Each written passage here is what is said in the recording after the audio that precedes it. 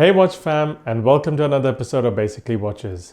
Firstly, apologies, I know it's been a long time since my last video. We went through yet another lockdown, and this was our 6th lockdown by the way, and it was frankly really mentally exhausting.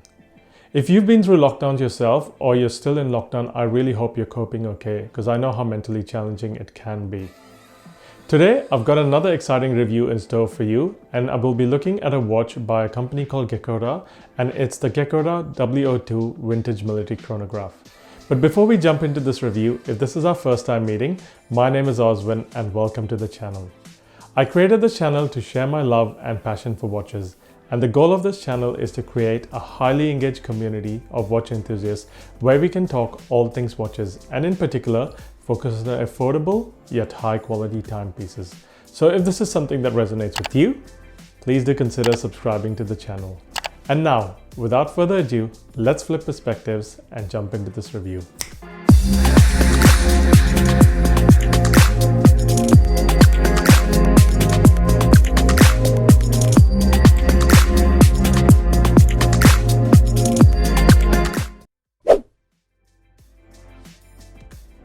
So here is the watch we'll be looking at today, the Geckota W-02 Vintage Military Chronograph. As always, I'd like to start with a bit of background. Geckota was founded by Jonathan Quinn, a self-confessed watch geek who loves watches. Over the past 20 years, Jonathan spent many hours buying, selling, photographing and researching watches. It was a hobby for many years before he had the opportunity to turn his interest into a business. They have three main brands under the Geckota company: Watch Gecko, Geckota, and Zulu Diver. In case you're wondering how the names Watch Gecko and Geckota came about, there is an interesting story behind this. Every time Jonathan was doing anything related to watches, his wife would say he was watch geeking, which for some reason turned into watch geckoing. So when the time came to choose a business name, it was a no-brainer, and WatchGecko.com was born in January of 2010. The Geckota name also has an interesting backstory behind it. When Jonathan was researching geckos, he found that geckos are a part of an animal family named Geckota, but he decided to change the spelling a bit, and in May 2012, the name Geckota Limited was registered as a company. Initially, all of their products were unbranded watch straps, and as most people don't notice the brand on a strap, it wasn't an issue. However, when they started designing watches, they needed to put a name on them and decided to use the Geckota name. Their business has grown steadily over the past few years and now employs around 20 staff who are all based out of their office in Tewkesbury in the United Kingdom. WatchGecko is their main retail website which sells their own range of products as well as some other brands. Geckota is the name of the company and the main brand for their watches. And finally, Zulu Diver is an outdoors and adventure themed brand, primarily offering NATO straps and rubber style dive watch straps. Moving on to the packaging, here's the box that the watch came in. It's just basic cardboard. Let me open that up for you. And it comes with this really handy watch travel roll with the Geckota logo embossed there. It's got the instruction manual, that's just the invoice. And on the back of the instruction manual is the certificate of guarantee, which comes with a 24 months warranty. The watch travel roll is a really handy addition.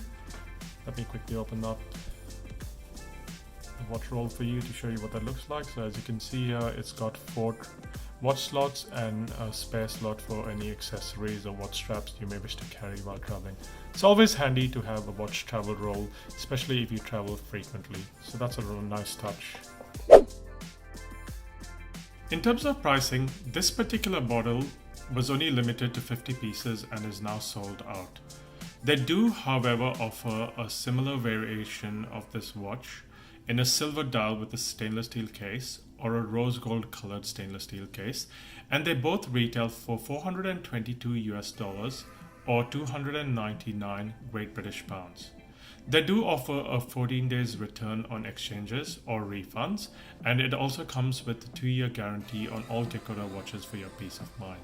In terms of the specs, it's got a case diameter of 37mm excluding the crown and the pushers. Case thickness is at 15mm including the crystal and 10mm excluding the crystal. It's got a double domed ecleric crystal. case length, lug to lug, is 47 millimeters, and it's got a strap lug width of 18 millimeters, which tapers down to 16 millimeters at the buckle. The case itself is made out of stainless steel, and on the crown you can see it's got the Geckota logo embossed.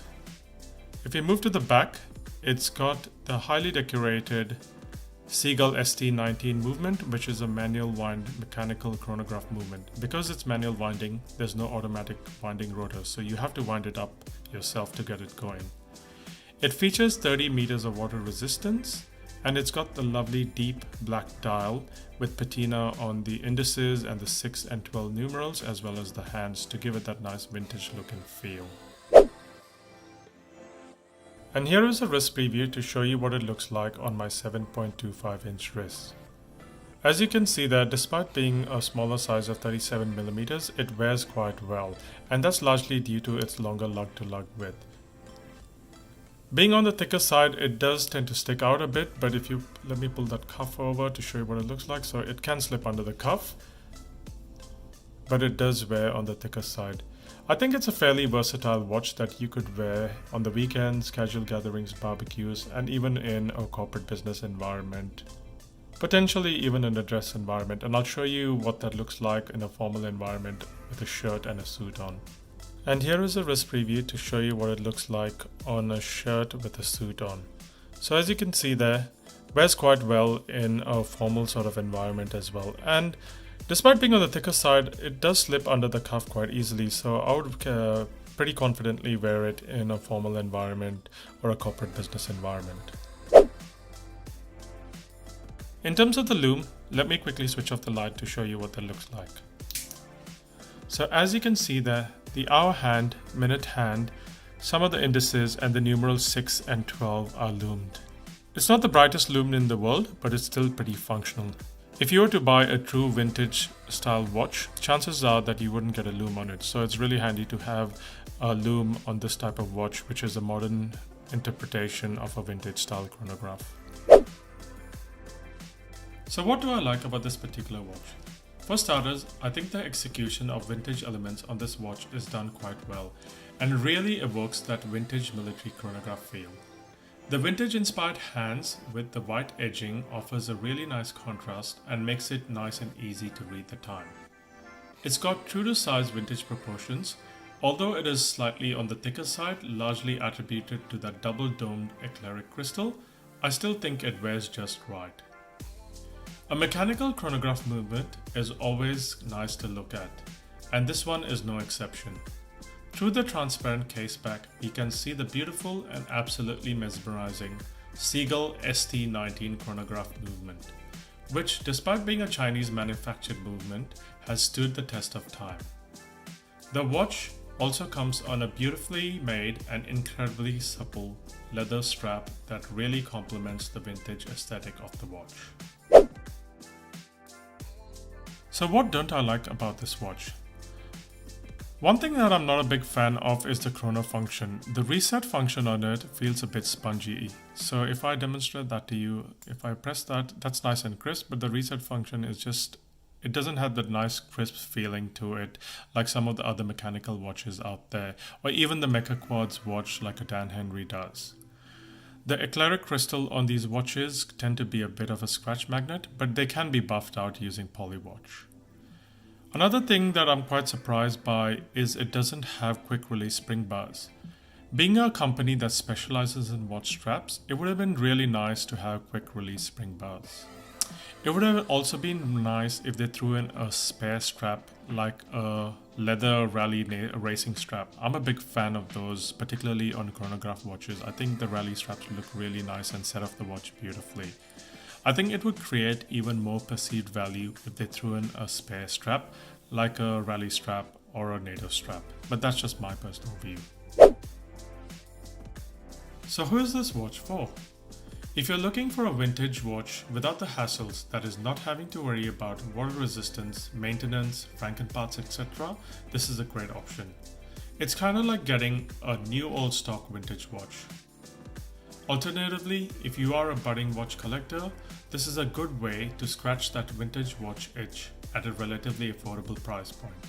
Having said that, I acknowledge this particular piece is now sold out, and if you're really keen on getting one, your best bet is probably looking on the secondary market, and you might have to pay a slight premium for it.